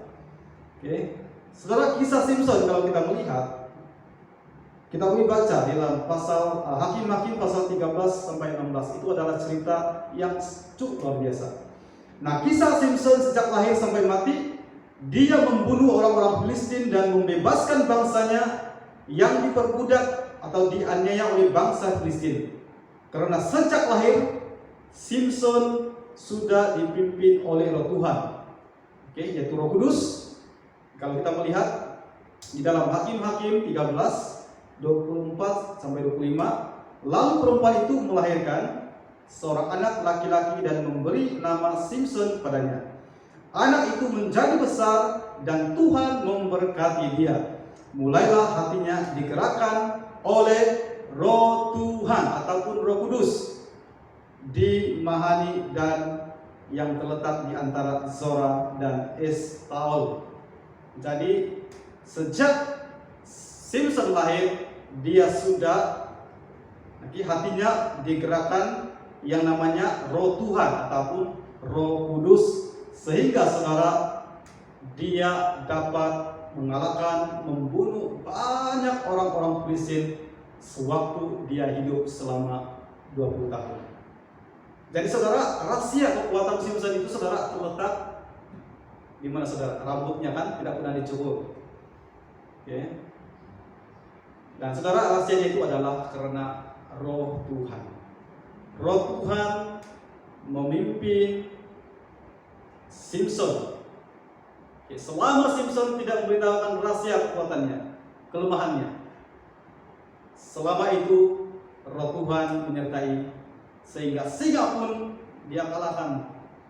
Bahkan bangsa-bangsa Filistin dikalahkan di akhir hidupnya, walaupun dia sudah buta, diejek-ejek, diperlakukan, tapi dia meminta kepada Tuhan, Tuhan, berikan saya satu kali peluang, berikan Roh Tuhan, supaya saya boleh membinasakan orang-orang Filistin ini. Dan Tuhan memberikan itu saudara. Dan ketika Tuhan memberikan itu saudara, dia hancurkan, dia membunuh orang-orang Filistin, bahkan lebih ramai daripada sebelum dia ditangkap atau menjadi buta. Maka saudara, sekali lagi, Roh Tuhan ataupun Roh Kudus itu sangat penting dalam kehidupan kita, supaya kita mengalami yang namanya breakthrough, iman ataupun terobosan iman yang bukan hanya percaya, tetapi iman yang berkuasa. Amin. Haleluya. Nah, kenapa kita harus mengalami terobosan? Kenapa saudara? Kita harus mengalami yang namanya breakthrough dalam iman kita. Oke, sekali lagi saya kembali kepada murid-murid Yesus. Sebelum mereka mengalami breakthrough, iman mereka, sebelum mereka mengalami yang namanya terobosan, iman mereka itu saudara adalah iman yang hanya percaya, tetapi tidak punya kuasa. Mudah untuk ditakutkan, mudah untuk goyah. Tetapi ketika mereka mengalami yang namanya terobosan iman, haleluya, luar biasa saudara. Hidup mereka itu mengalami kehidupan yang luar biasa, pelayanan yang luar biasa. Karena apa saudara? Karena iman yang sudah diubahkan, bukan lagi iman yang biasa-biasa, tapi iman yang luar biasa. Nah saudara, kenapa kita harus mengalami terobosan atau breakthrough dalam iman kita? Yang pertama saudara, agar kita memiliki atau diperlengkapi. Haleluya, amin. Agar kita memiliki dan diperlengkapi dengan apa saudara? Kuasa daripada Roh Kudus. Karena saudara, hanya Roh Kudus yang akan dapat memberikan kita kuasa yang tidak terbatas. Saudara, kalau kita diberikan kuasa yang daripada dunia ini, kita terbatas. Perdana Menteri sendiri pun saudara, kalau diberikan kuasa, dia kuasanya terbatas. Karena di atas dia itu ada raja, saudara. Jadi saudara, kalau kuasa yang kita terima daripada dunia itu saudara, berapa besar pun saudara, saya katakan ada lagi kuasa yang lebih besar di atas. Maka saudara, kita harus memiliki atau diperlengkapi yang namanya kuasa daripada Roh Kudus. Roh Kudus adalah kuasa yang tidak terbatas. Nah, Yesus berkata di dalam Lukas, ini sebelum dia naik ke surga, Lukas 24 ayat 49, dan aku akan mengirim kepadamu apa yang dijanjikan Bapakku. Tetapi kamu harus tinggal di dalam kota, saya percaya itu adalah Yerusalem, ini sampai kamu diperlengkapi dengan kekuasaan dari tempat tinggi. Nah, Yesus berpesan, aku akan mengirim apa yang dijanjikan Bapa. Tetapi dikatakan kamu harus tinggal di dalam kota ini sampai kamu diperlengkapi. Dengan kata lain, sebelum kamu terima Roh Kudus, sebelum kamu dibaptis Roh Kudus, jangan pergi kemana-mana. Karena kalau kamu tidak diperlengkapi, kalau kamu tidak memiliki yang namanya kuasa Roh Kudus, maka kamu tidak ada kuasa. Jadi saudara, kenapa kita harus mengalami yang namanya breakthrough? Saya katakan itu adalah baptisan Roh Kudus, itu adalah pencurahan Roh Kudus. Saudara-saudara yang kasih dalam Tuhan, kalau saat ini kamu adalah orang-orang yang mungkin ragu-ragu, apa itu Roh Kudus? Saudara, Roh Kudus itu adalah oknum. Kita percaya Tritunggal kan, Bapa, Anak, dan Roh Kudus. Ketiga itu adalah ketiganya yang esa. Ketika Yesus datang ke dunia, dia melayani. Pelayanannya adalah untuk menyelamatkan orang yang berdosa, memberitakan tentang kasih karunia, menebus dosa-dosa kita sehingga dia disalib. Dan ketika dia bangkit dan naik ke surga, maka dia tidak akan membiarkan kita, dan dia memberikan yang namanya penghibur, yaitu Roh Kudus, supaya menyertai kita. Bahkan bukan hanya menyertai, tetapi memberikan kita kuasa untuk menang. Amin. Nah saudara, tujuan kita diperlengkapi atau memiliki kuasa daripada Roh Kudus, supaya yang pertama kita memiliki kuasa untuk bersaksi. Amin. Haleluya. Kuasa untuk bersaksi. Saudara, bagaimana murid-murid Yesus bersaksi kalau tidak ada kuasa? Sebab itu Yesus berkata, kamu akan menerima kuasa kalau Roh Kudus turun ke atas kamu, dan kamu akan menjadi saksiku di Yerusalem, Yudea, Samaria, dan sampai ke ujung bumi. Saudara, demikian juga kita. Bagaimana saudara kita boleh menjadi saksi kepada orang-orang yang belum percaya, kepada orang-orang yang di luar sana, kalau hidup kita sendiri tidak memiliki yang namanya kuasa untuk bersaksi. Bahkan saudara, kita yang tertarik dengan orang-orang di dunia karena kita melihat hidup mereka itu lebih baik.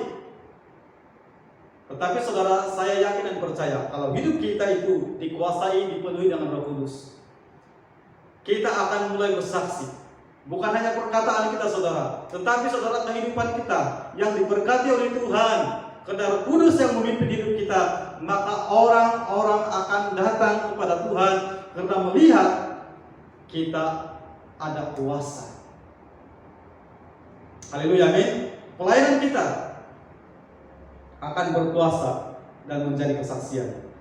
Oke, yang kedua saudara, kenapa kita harus memiliki yang namanya kuasa? Supaya saudara kita akan memiliki kuasa melakukan tanda-tanda ajaib dan mukjizat. Saudara, murid-murid Yesus ketika mereka mengalami yang namanya breakthrough, Petrus berkhotbah 3.000. Petrus menyembuhkan orang yang lumpuh sejak lahir. Dan murid-murid atau rasul-rasul yang lain, mereka juga melakukan hal yang sama. Kenapa saudara? Karena adanya Roh Kudus. Saudara, Roh Kudus itu sesuatu yang luar biasa. Dia kalau memakai orang-orang saudara, siapapun orang itu saudara, orang itu akan menjadi hebat. Petrus bukanlah orang yang hebat, dia hanyalah seorang nelayan. Tetapi ketika Roh Kudus menguasai hidup Petrus, dia juga boleh melakukan hal-hal yang luar biasa. Dia boleh melakukan mukjizat. Dia juga dapat membangkitkan orang yang mati. Imannya juga adalah iman yang luar biasa. Dia tidak takut, diugut, diancam, jangan beritakan nama Yesus. Dia katakan, kita lebih takut yang mana? Manusia atau Tuhan? Kalau dulunya saudara, ketika ditanya, bukankah kamu bersama-sama dengan dia? Saya tidak kenal dia. Tapi saudara, ketika mengalami breakthrough saudara, haleluya, dia orang yang paling berani saudara. Haleluya, amin. Dan saudara, saya percaya kita juga akan dapat melakukan tanda-tanda ajaib dan mukjizat kalau kita dipenuhi yang namanya Roh Kudus. Yang ketiga saudara, agar kita dipimpin oleh Roh Kudus kepada seluruh kebenaran. Nah, Yesus berkata bahwa penghibur yang saya akan berikan itu adalah yang akan memberitakan tentang apa yang saya katakan. Oke, dia tidak akan berkata-kata dengan dirinya sendiri, tetapi dia akan memperkatakan apa yang dia dengar daripadaku. Maksudnya di sini saudara adalah Roh Kuduslah yang akan memimpin kita kepada kebenaran. Hanya Roh Kudus yang akan dapat memimpin hidup kita saudara, supaya kita benar-benar hidup di dalam kebenaran. Saudara, saya percaya ketika Roh Kudus yang memimpin kita, ketika kita membaca firman Tuhan, Tuhan akan singkapkan banyak hal-hal yang baru, remah-remah yang baru, pengertian-pengertian yang baru, sehingga kita memahami firman Tuhan yang kita baca. Sebab itu pentingnya saudara kita dipimpin yang namanya Roh Kudus. Nah, yang seterusnya adalah memiliki kekuatan dan kemampuan. Oke, supaya kita memiliki yang namanya kemampuan dan kekuatan. Bukan lagi kekuatan sendiri, karena kekuatan sendiri kita terbatas. Saya yakin dan percaya kalau kita melayani dengan kekuatan sendiri, kita akan gagal, kita akan kecewa, kita tidak akan sungguh-sungguh, kita tidak akan punya semangat. Tetapi kalau Roh Kudus yang memimpin kehidupan kita saudara, dia akan berikan kita kekuatan, kemampuan, sehingga apapun badai, apapun masalah yang menghalang kita untuk melayani Tuhan, kita tetap berdiri kuat, teguh. Bahkan semangat kita itu akan berkobar-kobar. Semakin banyak halangan, semakin kita kuat melayani Tuhan. Amin. Karena Roh Kudus yang memberi kekuatan. Haleluya. Nah, seterusnya memiliki kekuatan dan kemampuan untuk tetap bertahan. Haleluya. Kalau tadinya kekuatan dan kemampuan, bukan dengan kekuatan sendiri, ini kali adalah kekuatan dan kemampuan supaya kita tetap bertahan dalam apapun situasi. Nah, sekarang adalah situasi yang sukar. Saudara, kita perlu yang namanya iman. Iman itu adalah sesuatu yang sangat-sangat diperlukan. Bahkan saya katakan sekali lagi, iman adalah dasar dari segala sesuatu yang kita harapkan. Jadi saudara, hari ini kita berhadapan dengan situasi yang sukar. Masalah virus, masalah ekonomi, masalah pekerjaan. Saudara, saya katakan, kalau kita tidak memiliki iman yang berkuasa, maka saudara, kita akan kalah. Kita tidak akan bertahan dalam hidup. Kita akan stres. Kita akan dibayangi, kita akan terus dihantui yang namanya ketakutan, keraguan-raguan, kekhawatiran dan sebagainya. Tetapi kalau Roh Kudus yang menguasai, memenuhi hidup kita, saudara, percayalah kita akan tetap bertahan. Apapun ancaman, apapun cabaran, apapun masalah yang datang dalam kehidupan kita, kita tetap bertahan, karena bukan karena kekuatan kita, tetapi Roh Kudus yang selalu berikan kita kekuatan, penghiburan dan sukacita. Amin. Nah, saudara, saya ambil contoh Stefanus, Rasul Paulus. Saudara, kalau kita membaca kisah Rasul Paulus, luar biasa. Dia adalah salah satu rasul yang bagi saya adalah rasul yang luar biasa lah bagi saya. Sepanjang pelayanannya, saudara, dia mengalami yang banyak hal, penderitaan saudara tidak boleh dikira. Dia hampir dibunuh, mati beberapa kali, dipukul, dipenjara, kekurangan makanan dan sebagainya. Tetapi dia berkata, dalam segala perkara saya dapat tanggung karena Yesuslah, karena Dialah yang memberikan kekuatan kepadaku. Saudara, bagaimana Paulus memiliki iman seperti ini, saudara? Kalau dengan kekuatannya sendiri, saudara, dia tidak akan mampu. Tetapi karena Roh Kudus yang memenuhi, bahkan menguasai hidup Paulus, maka dia boleh berkata, segala perkara saya dapat tanggung di dalam Dia yang memberikan kekuatan kepadaku. Saudara-saudara yang saya kasih dalam Tuhan, percayalah, kalau hidup kita ini dipenuhi, dikuasai yang namanya Roh Kudus, bukan lagi bergantung dengan kekuatan kita sendiri, maka saudara, segala perkara, saya berdoa, segala perkara yang terjadi dalam hidupmu, apakah itu masalah keluarga, apakah itu masalah ekonomi, apakah itu masalah sakit penyakit, segala perkara, saya berdoa, ketika Roh Kudus tinggal dan menguasai hidup kita, semuanya itu akan dikalahkan, semuanya itu akan disingkirkan dalam hidupmu. Haleluya, amin, haleluya. Nah, yang seterusnya, saudara, agar kita dipenuhi dengan karunia Roh dalam kehidupan dan pelayanan. Nah, saudara, Roh Kudus itu bukan hanya memberikan kita kekuatan, bukan hanya memberikan kita keberanian, saudara, tetapi Dia juga akan memberikan kita karunia-karunia Roh. Oke, di kesempatan ini saya tidak akan membahas tentang karunia-karunia Roh, tetapi dasarnya adalah Roh Kudus itu bukan hanya memberikan kita keberanian, kekuatan, tetapi karunia Roh. Karunia Roh, bernubuat, menafsirkan mimpi dan sebagainya. Banyak karunia-karunia Roh, saudara. Nah, saya ambil contoh. Oke, Stefanus dalam Kisah Para Rasul pasal 6 ayat 8.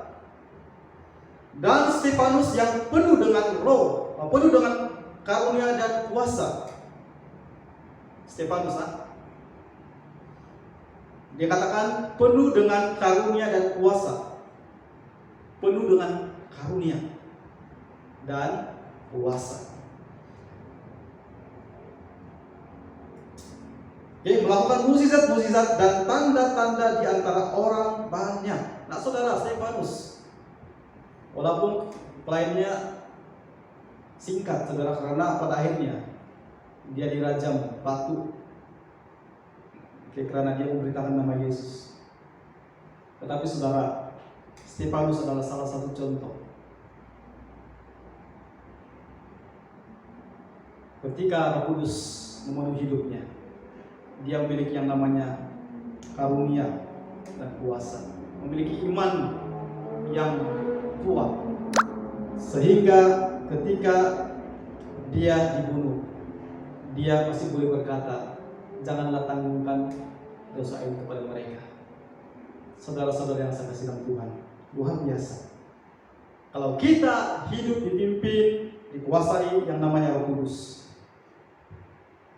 kita akan dipenuhi yang namanya karunia roh. Saya berdoa, jemaat-jemaat Tuhan, kita akan dipenuhi yang namanya karunia roh, supaya gereja di tempat kita melayani, kita akan saling memperlengkapi di antara satu dengan yang lain. Amin. Kalau ada karunia memberi, ada karunia bernubuat, ada karunia menafsirkan mimpi, ada karunia menafsirkan bahasa roh, ada karunia untuk mengadakan mukjizat, tanda-tanda ajaib, kita bersyukur. Dan saudara, itu tidak mustahil. Kalau kita meminta kepada Tuhan, Tuhan pasti akan memberikan karunia. Tetapi haruslah kita menggunakan itu untuk mempermuliakan nama Tuhan. Amin. Haleluya. Supaya kita boleh menjadi saksi Tuhan. Yang seterusnya adalah memiliki keberanian untuk memberitakan firman. Nah, saudara, kisah yang sama di dalam Kisah Para Rasul. Ketika Petrus memberitakan firman Tuhan, dia ditangkap, di penjara. Tetapi ketika disoal dan mereka tidak dapat mencari kesalahan, maka saudara, Petrus kembali kepada teman-temannya yang pada waktu itu sedang berdoa di satu tempat, di satu rumah. Dan ketika Petrus datang dan memberitahukan, bersaksi, kami telah diugut supaya jangan beritakan nama Yesus. Saudara, apa respon jemaat pada waktu itu? Saudara, jemaat pada waktu itu luar biasa. Mereka tidak takut. Bahkan saudara, mereka berdoa, Tuhan, berikan kami terus keberanian supaya kami terus memberitakan firman Tuhan. Hulurkanlah tanganmu supaya hamba-hamba terus melakukan yang namanya mukjizat dan tanda-tanda ajaib. Dan apa yang terjadi, saudara? Ketika mereka berdoa dalam doa, meminta supaya mereka terus diberikan keberanian, tiba-tiba Roh Kudus dicurahkan ke tempat itu, dan mereka mulai memberitakan firman Tuhan dengan berani, saudara. Saudara, kita juga akan memiliki yang namanya keberanian ketika Roh Kudus yang memimpin hidup kita. Amin. Nah, saudara, yang terakhir, kenapa kita harus mengalami yang namanya terobosan dalam iman kita? Agar Roh Kudus dapat memimpin bagaimana seharusnya kita berdoa, kan? Ada yang tidak tahu bagaimana berdoa. Pastor, saya tidak tahu bagaimana berdoa. Saudara, hari ini saya katakan, kalau kita dipenuhi yang namanya Roh Kudus, jangankan berdoa, saudara. Kalau kita diperhadapkan yang namanya seperti yang dihadapi oleh Petrus, diperhadapkan dengan ahli-ahli Taurat, majelis agama, mereka tidak dapat mengalahkan yang namanya Petrus. Bukan hanya Petrus itu pandai bicara, tapi dikaruniakan hikmat, sehingga mereka tidak dapat mengalahkan Petrus. Haleluya. Jadi saudara, kalau kamu tidak pandai berdoa, saya yakin dan percaya ketika Roh Kudus kamu undang dalam hidupmu, memenuhi hidupmu dan menguasai hidupmu, percayalah, kamu pasti pandai berdoa. Haleluya, amin. Haleluya. Haleluya. Nah, saudara, sekarang bagaimana caranya kita mengalami terobosan atau breakthrough dalam iman kita? Yang pertama, pastilah, saya selalu katakan, iman. Haleluya. Haleluya. Yang percaya katakan amin. Haleluya. Iman. Nah, dimulai dengan percaya dengan Roh Kudus adalah janji yang diberikan oleh Bapa.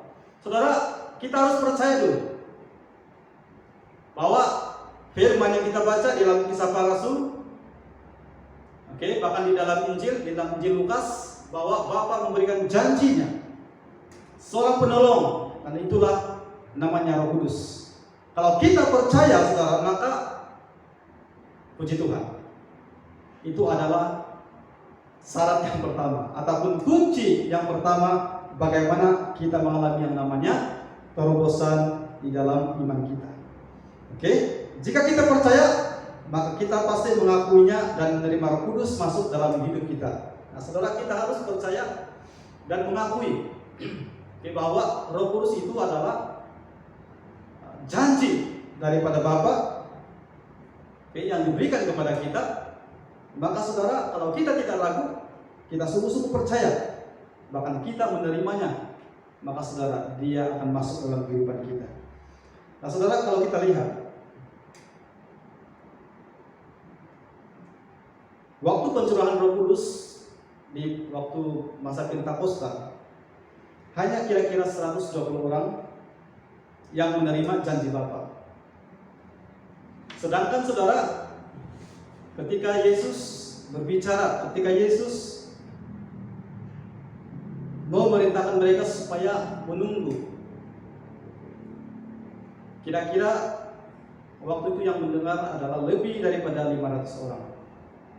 Nah, saya buktikan saudara di dalam 1 Korintus 15 ayat 6.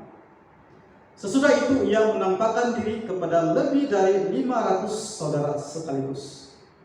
Kebanyakan dari mereka masih hidup sampai sekarang, tetapi beberapa di antaranya telah meninggal. Nah saudara, buktinya adalah dikatakan di dalam 1 Korintus 15 ayat 6, sesudah itu ia, yaitu Yesus, menampakkan diri kepada lebih 500 saudara sekaligus. Kebanyakan mereka masih hidup, tapi beberapa yang sudah mati. Nah, maksudnya di sini saudara, ketika pencurahan Roh Kudus, kita tahu bahwa Petrus berdiri di antara mereka, kira-kira dikatakan 120 orang. Jadi maksudnya saudara, 300 lebih kurang 300 lebih itu tidak sungguh-sungguh percaya atau tidak punya iman, sehingga mereka terlepas berkat yang luar biasa ini. Mereka tidak dipenuhi yang namanya Roh Kudus. Dan saudara, yang pertama kuncinya adalah kembali lagi kepada dasar kita, iman. Yang kedua, kita harus tunggu sampai mendapatkannya. Yesus memberikan perintah kepada murid-muridnya agar jangan meninggalkan Yerusalem sehingga mereka menerima janji Bapa itu. Oke, apa yang mereka lakukan selama 10 hari? Mereka berkumpul di ruangan atas, di tempat mereka menginap tanpa pergi kemana-mana. Nah saudara, saya katakan tadi, mereka lockdown selama 10 hari. Apakah dalam 10 hari itu saudara mereka tunggu saja diam, tidur makan? Tidak saudara. Dikatakan saudara di dalam Kisah Para Rasul pasal yang pertama saudara, mereka semua sehati bertekun di dalam doa. Haleluya. Maksudnya saudara, kita tunggu sampai mendapatkan itu, maksudnya adalah kita berdoa, kita mencari wajah Tuhan. Saudara, saat-saat inilah peluang atau kesempatan yang paling besar bagi kita, yang paling baik untuk kita menantikan janji Bapa. Untuk kita mencari wajah Tuhan supaya Tuhan mencurahkan Roh Kudus-Nya dalam kehidupan kita. Jadi saudara, ini adalah momen di mana peluang. Kalau sebelumnya kita terlalu sibuk dengan pekerjaan kita, maka saya mendorong, mari kita menantikan yang namanya janji Bapa. Kalau Anda belum menerima yang namanya Roh Kudus, maka ini adalah waktunya. Haleluya, amin. Jadi saudara, sebab itu kenapa kami memulakan yang namanya Mezbah Pondok Daud. Saudara, itu adalah salah satu sebab, ataupun itu adalah salah satu caranya bagaimana kita mendapatkan kembali yang namanya Roh Kudus. Dan saya berdoa sekali lagi supaya yang sudah terima Roh Kudus tetapi sudah lama tidak memakai, maka hari ini adalah waktunya untuk kita menggunakan anugerah ataupun pemberian yang spesial itu untuk melayani Tuhan. Yang ketiga, yang terakhir adalah kita harus mengaktifkan manusia batinia kita. Oke, ketika kita mendapat kuasa Roh Kudus, kita harus aktifkan. Oke. Saudara, kalau kita tidak aktifkan, maka dia tidak punya function ataupun fungsi. Sama juga seperti card bank, ATM card. Kalau kita dapatkan ATM card itu saudara tanpa diaktifkan oleh pihak bank, berapa banyak pun duit yang kita simpan, maka saudara card itu sama sekali tidak berguna. Demikian juga kehidupan kita, batinia kita, roh kita saudara. Kalau kita tidak aktifkan, kalau kita tidak latih, maka saudara sama sekali itu tidak ada gunanya.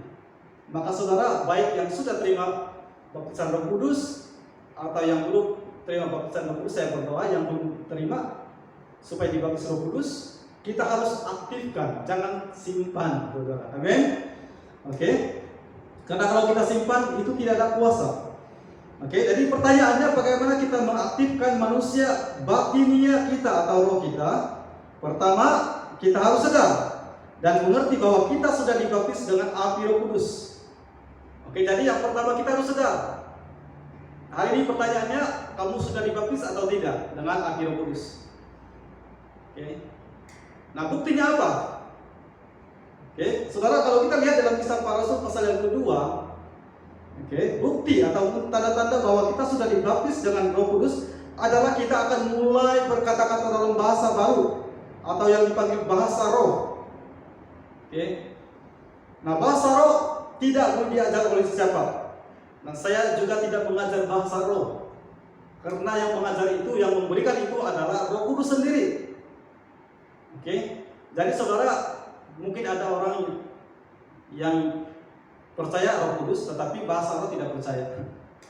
Nah, saudara, hari ini saya tidak mau argumentasi, tetapi inilah kebenaran firman Tuhan. Di dalam Kisah Para Rasul pasal yang kedua sendiri, ketika murid-murid Yesus itu dibaptis dengan yang namanya Roh Kudus, tanda awal itu adalah mereka berbahasa yang lain sesuai apa yang diberikan oleh Roh Kudus.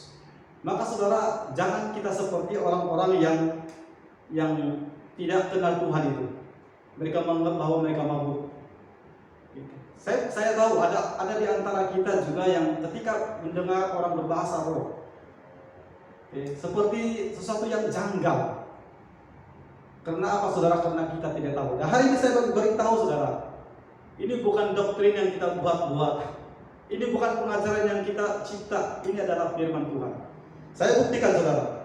Di dalam Kisah Para Rasul pasal yang kedua, ayat 4. Maka penuhlah mereka dengan Roh Kudus, lalu mereka mulai berkata-kata dalam bahasa-bahasa lain, seperti yang diberikan oleh Roh Kudus itu kepada mereka untuk mengatakannya. Jadi saudara, itu adalah buktinya saudara. Cara mengaktifkan manusia batinia kita adalah dengan senantiasa mempraktikkan dan melatih dengan berbahasa roh. Itu adalah salah satu. Berdoa di dalam roh, menyembah dalam roh, berpikir secara roh, apa-apapun bertindak secara roh. Haleluya. Mungkin sesuatu yang baru mungkin bagi kita yang belum mengerti, tapi bagi saya yang sudah mengerti, ya ini adalah sesuatu yang sudah menjadi rutinitas atau kebiasaan, bahwa kalau saya mulai berdoa pasti ada bahasa roh. Merenungkan firman Tuhan harus berpikir secara roh, menyembah Tuhan di dalam roh dan kebenaran. Nah saudara, Rasul Paulus mengajar kita tentang pentingnya kita melatih bahasa roh, yaitu yang pertama untuk membangun diri sendiri. Jadi bahasa roh itu saudara adalah maksudnya ataupun fungsinya adalah untuk membangun diri sendiri. Di dalam 1 Korintus 14 ayat 4, siapa yang berkata-kata dengan bahasa roh, ia membangun dirinya sendiri. Tetapi siapa yang bernubuat, ia membangun jemaat. Jadi saudara, maksudnya di sini adalah kalau kita mempraktikkan bahasa roh, kita berbahasa roh, itu adalah tujuannya untuk membangun diri. Haleluya, amin. Untuk membangun roh kita, supaya kita lebih intim, kita lebih connect, kita lebih peka yang namanya Roh Kudus. Karena kita tidak berbicara kepada Tuhan itu dengan ataupun kita tidak boleh memahami Tuhan itu dengan pikiran kita. Karena Allah yang kita sembah itu adalah Allah roh. Maka kita harus berkomunikasi dia dengan secara roh ataupun alam roh. Nah, yang kedua, dalam 1 Korintus 14 dan sampai 16, Paulus menerangkan perlunya membangun diri sendiri dengan melatih roh. Oke, nanti kamu boleh baca di rumah. Oke, saya simpulkan apa yang Paulus katakan di jemaat Korintus. Dia katakan perlunya membangun diri sendiri, oke, dengan melatih roh. Di samping itu dalam persekutuan dengan jemaat harus juga menggunakan perkataan, oke, dalam perkataan, di dalam doa, di dalam penyembahan, dalam ucapan syukur, melalui akal budi. Jadi maksudnya di sini adalah Paulus berkata kepada jemaat di Korintus, oke, kita perlu membangun diri sendiri, oke, berdoa secara roh, berpikir secara roh, menyembah secara roh. Tetapi ketika kita berada dalam persekutuan, oke, yang mungkin belum mengerti tentang apa itu bahasa roh, maka kita juga boleh, oke, berdoa secara biasa, menyembah Tuhan secara akal budi. Oke, tetapi maksud saya di sini adalah kita harus praktikkan. Oke, kita harus latih supaya Roh Kudus yang kita terima itu akan membangun diri kita, dan bukan hanya membangun tetapi akan memulihkan kita, bahkan kita akan mendapat yang namanya kuasa daripada Tuhan. Amin. Jadi saya berdoa supaya kita anak-anak Tuhan, kita akan mengalami yang namanya breakthrough di dalam iman kita. Haleluya, amin. Nah, secara kesimpulannya atau untuk terakhirnya, saya akan katakan demikian. Untuk kita mengalami yang namanya terobosan atau breakthrough, kita harus dipenuhi terlebih dahulu dengan api Roh Kudus. Tidak ada jalan lain. Jadi saudara, untuk kita mengalami terobosan tidak ada jalan yang lain. Satu-satunya jalan adalah kita harus mau dipenuhi yang namanya Roh Kudus. Amin. Dan langkah yang seterusnya itu adalah kita harus mengaktifkannya, melatih, dan kita mau dipenuhi, bukan dipenuhi saja, tetapi dikuasai sepenuhnya yang namanya Roh Kudus. Sehingga bukan lagi kedagingan kita, bukan lagi kekuatan kita yang memimpin hidup kita, tetapi Roh Kuduslah yang memimpin hidup kita. Dan pasti saudara, kalau Roh Kudus yang itu adalah Tuhan, maka pasti Dia tidak akan salah memimpin kita jalannya. Bahkan bukan hanya memimpin kita kepada kebenaran, tetapi Dia akan memberikan kita kuasa untuk melakukan hal-hal yang tidak terbatas. Jadi saya berdoa supaya kita semua anak-anak Tuhan mengalami yang namanya terobosan atau breakthrough dalam iman kita. Tuhan memberkati. Haleluya, haleluya, amin.